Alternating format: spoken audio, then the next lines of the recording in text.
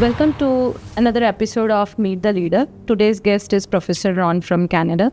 So welcome you to our university. So I have a question. A report by Nature reviews Drug Discovery 2022 indicates that over 90% of drug candidates fail during clinical development, often due to poor translation from laboratory discoveries to clinical applications. Your expertise in pathology and biochemistry, what role should academic institutions like Parul University play in strengthening translational biomedical research so that laboratory discoveries such as biomarkers or therapeutic targets successfully move from bench to bedside?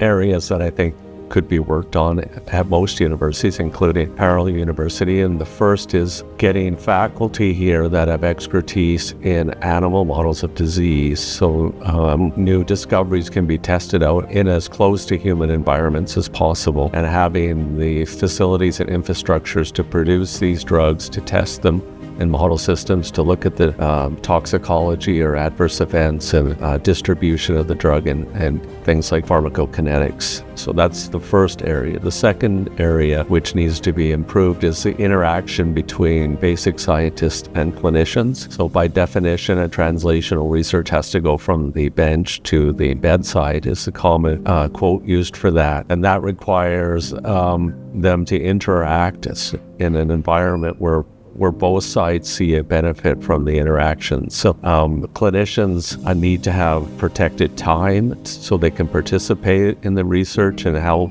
define the clinical questions that will be tested in clinical trial formats. And the basic scientists need to understand what properties the molecules will need to have to succeed in those environments.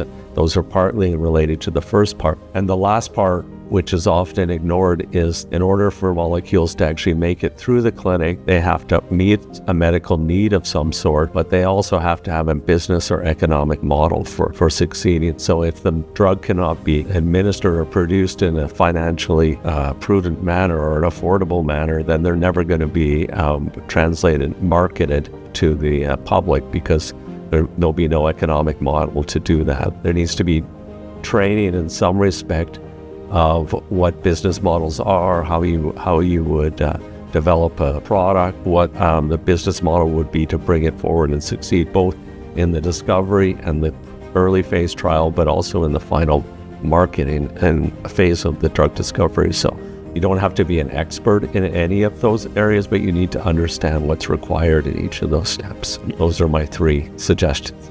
Thank you. Thank you, sir.